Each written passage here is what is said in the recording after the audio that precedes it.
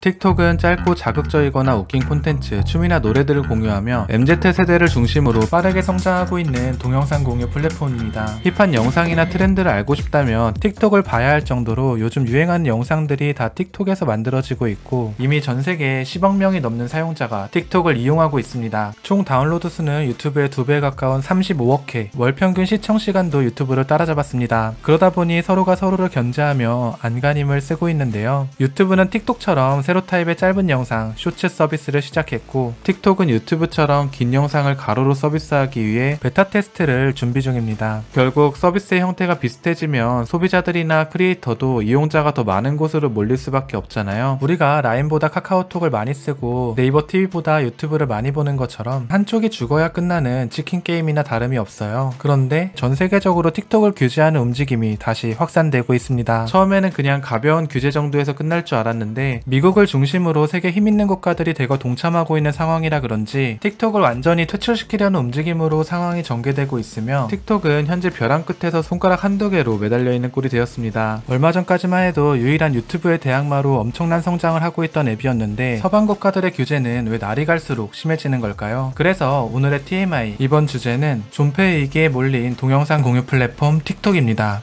We do not trust TikTok. Your platform should be banned. 우선 세계 각국에서 틱톡의 이용을 규제하는 가장 큰 이유는 이용자 개인정보의 과도한 수집이며 수집된 개인정보가 중국 정보로 유출될 가능성입니다. 중국 공산당으로 자국민의 개인정보가 넘어가는 게 싫다는 거예요. 이런 흐름은 사실 처음이 아니라 트럼프 때부터 시작됐었는데요. 그때도 중국으로의 개인정보 유출을 빌미로 틱톡을 매각하지 않으면 미국 내 사업을 할 수 없다고 협박을 했었고 테러가 사라진 틱톡은 오라클이라는 회사로 틱톡을 매각하기로 결정합니다. 하지만 운 좋게도 트럼프에서 바이든으로 정권이 교체되면서 틱톡에 대한 규제는 전면 보류되었어요. 그런데 이번에 미국 본토를 촬영하다 걸린 중국 스파이 풍선 사건을 계기로 중국에 대한 반발심과 경계심이 확산되면서 국가 보안의 위험성이 대두되기 시작했고 틱톡의 문제가 다시 도마 위에 오른 겁니다. 이에 미국은 틱톡을 규제하기 위해 안티 소셜 CCP라는 공산당으로부터의 사이버 위협 회피법을 발의시켰고 세계 각국이 이에 동참하면서 정부 관련된 모든 기기에서 틱톡의 삭제를 명령했습니다. 이는 사실상 세계 정상 대부분의 국가에서 틱톡의 규제가 시작되었으며 궁극적인 목표는 분명하고 확실하게 틱톡을 퇴출시키려는 목표를 가지고 있습니다. 따라서 현재 미국의 바이든 대통령은 트럼프 때처럼 틱톡을 미국 회사에 인수시키지 않으면 미국 본토에서는 더 이상 서비스를 할 수 없다는 입장을 발표했으며 위기에 빠진 틱톡을 구하기 위해 틱톡의 CEO가 직접 미국의 하원 청문회에 참석하여 회사의 결백을 호소했습니다. 하지만 미국은 계속해서 강경한 입장을 고수했으며 틱톡의 CEO는 결국 미국을 설득하지 못했어요. 어쩔 수 없었던 게 의원들이 질문한 내용에 답변을 제대로 한 게 하나도 없어요. 결국 필요 이상의 과도한 개인정보 수집은 이루어진다고 인정한 셈이고 이런 수집된 정보들을 중국 당국이 열람할 수 있냐는 질문에도 두리뭉실한 대답으로 질문을 회피했습니다. 실제로 틱톡은 과거에도 개인정보 관련 법률 위반으로 세계 각국에서 많은 과징금과 벌금을 물어왔어요. 최근에도 영국에 200억이 넘는 벌금을 내면서 화제가 됐었죠. 하지만 벌금을 내면서 그냥 버티기를 하고 있고 이에 대한 조치는 제대로 하지 않고 있습니다. 벌금으로 내는 돈이 아깝지 않을 만큼 개인정보 취득을 해서 얻는 이득이 더 크다는 거겠죠. 그리고 이런 문제들을 우리가 더욱 심각하게 바라봐야 하는 건 개인정보 수집에 대한 틱톡의 이기적인 입장보다 세계 각국이 걱정하는 것처럼 틱톡이 중국 기업이라는 점 그 자체입니다. 코로나를 통제하는 과정에서도 비춰졌듯 중국이라는 국가는 개인의 인권보다는 당의 이권과 체제 유지가 우선인 국가이다 보니 자국민의 인권도 제대로 보호되지 못하고 있어요. 개인이나 기업, 도시 봉쇄까지 무자비한 통제가 수시로 이루어졌고 6억 대가 넘는 CCTV로 자국민의 일상을 감시하고 있습니다. 모든 시설은 안면인식으로 통제가 되고 있으며 아파트 출입구나 공중화장실 입구에까지 안면인식기가 설치되어 있다고 합니다. 또 인공지능과 카메라를 이용해 표정과 반응 등을 데이터화해서 공산당의 충성도를 평가하고 등급을 매기며 등급에 따른 통제를 실현시킨 유일한 국가입니다. 이런 국가에서 한두 명도 아닌 수십억 명의 다른 국가 국민들의 생체 정보와 개인 정보를 취득해 어떻게 활용할지는 아무도 예측할 수 없고 예측할 수 없기 때문에 위험하다는 겁니다. 따라서 이번 사태는 틱톡과 같은 앱이 얼마나 위험한지에 대한 내용이 아니라 틱톡을 통해 중국으로 개인정보가 넘어가는 게 얼마나 위험한지에 대한 경계이며 자국민과 국가의 안전을 위한 최소한의 조치인 셈이에요. 그럼 틱톡이 중국 당국에 개인정보를 넘겨주지 않으면 해결 해결될 문제가 아닌가 싶겠지만 중국의 기업들은 중국 공산당의 개인정보보호법, 네트워크 보안법, 국가정보법 등의 조항을 따라야 할 의무가 있으며 이를 거부할 수 있는 권리가 없습니다. 조항들을 살펴봐도 중국은 국가 보안과 체제 유지를 명분으로 기업이 보유한 모든 개인정보를 취득할 수 있고 이를 정보 공작에도 활용할 수 있어요. 기업은 이를 거부할 수 없을 뿐더러 필요한 경우 기술 지원까지 해줘야 한다고 나와 있습니다. 따라서 틱톡이 아무리 개인정보를 미국과 싱가포르 서버에 보관하고 있어 중국과는 완전히 분리된 환경이라고 설명하거나 중국 공산당이 이를 요구해도 절대로 들어주지 않겠다고 해명한다고 해도 틱톡이 중국의 기업인 이상 당국의 요구가 있으면 개인정보 등 확보한 모든 자료와 권한을 중국에 제공해야 한다는 겁니다. 그리고 틱톡이 더욱 신뢰를 잃은 이유는 이미 틱톡의 모회사인 바이트댄스의 관리자와 중국 당국의 기술자들이 틱톡의 개인정보들을 중국에서 열람했었다는 정황이 내부 폭로로 밝혀졌기 때문이에요. 그러니 아무리 틱톡이 적극적으로 해명에 나서고 추가적인 조치를 시행한다고 해도 중국이라는 나라에서 틱톡이 완전히 분리되어 나오지 않는 한 근본적인 문제의 해결은 불가능하다고 볼 수 있습니다. 그래서 미국이 틱톡을 자국 기업에 매각하라고 한 겁니다.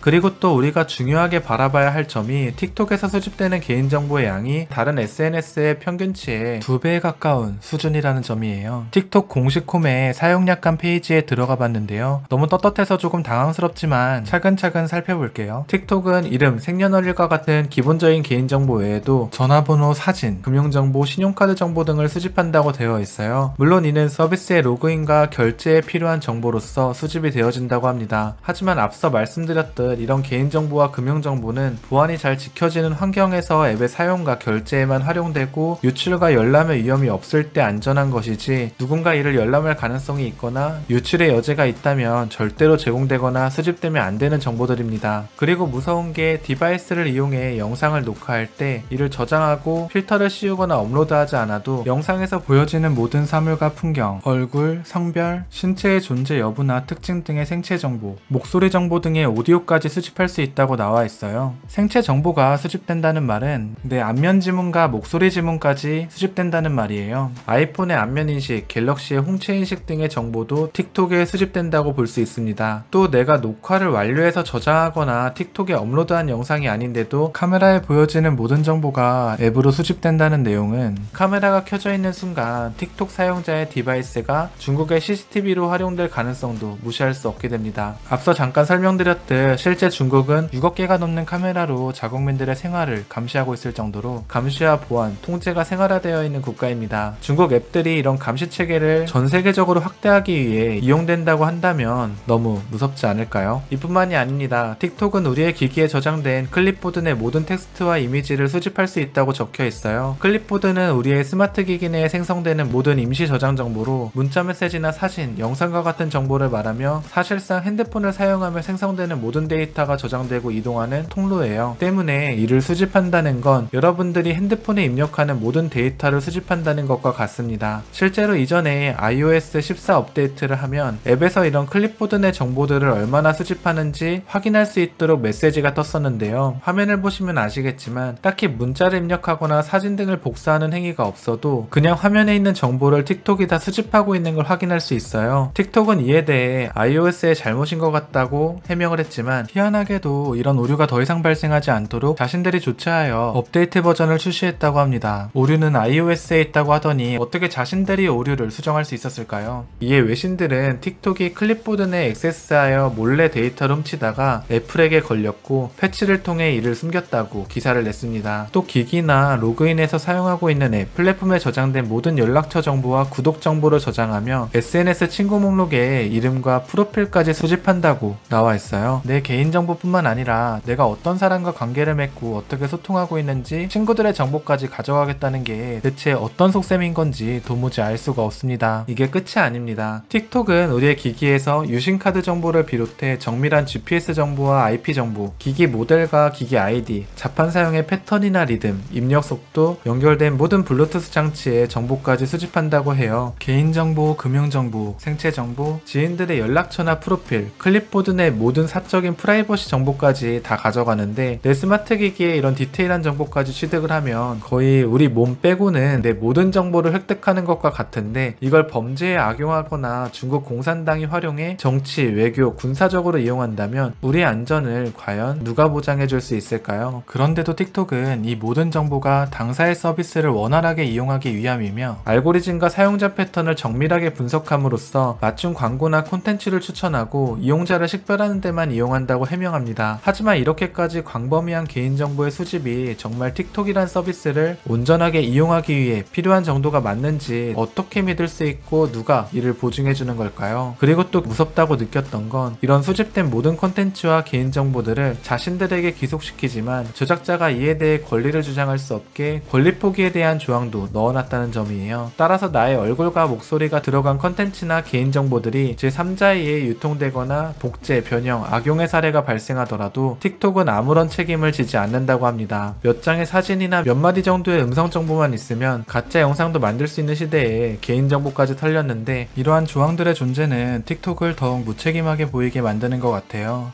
틱톡은 사용자가 이용약관을 제대로 읽어보지 않는다는 점을 이용해서 전세계 모든 틱톡 이용자의 개인정보를 탈취했어요. 이런 개인정보가 향후 어떻게 활용되고 우리에게 어떤 위협으로 다가올지는 아직 아무것도 예측할 수가 없습니다. 따라서 우리는 현재의 상황을 중국과 미국의 국가적 갈등이나 기업들의 이권 다툼으로만 생각하며 불구경하듯 방관할 게 아니라 틱톡의 개인정보 수집이 우리와 우리의 국가에 어떠한 위협으로 작용될 수 있을지 더 고민하고 대안을 마련해야 하는 시점이라고 생각해요. 특히나 우리는 아직 전쟁이 끝나지 않은 휴전국가잖아요. 그러니 이런 문제들에 더욱 촉각을 곤두세우고 경각심을 가질 필요가 있다고 생각합니다. 그리고 개인정보 수집에 대해 틱톡에 직접 연락을 취하면 수집의 범위를 어느 정도는 조절할 수 있다고 합니다. 그러니 찜찜하더라도 틱톡을 계속 사용하고자 하는 분들은 틱톡에 꼭 연락해서 개인정보 수집의 범위를 최소한으로 바꾸는 걸 권장해드리며 이번 영상 마치도록 하겠습니다. 더 궁금하신 점이 있다면 댓글로 남겨주시길 바라며 구독과 좋아요 꼭 부탁드리겠습니다. 그럼 다음 영상에서 뵐게요. 안녕.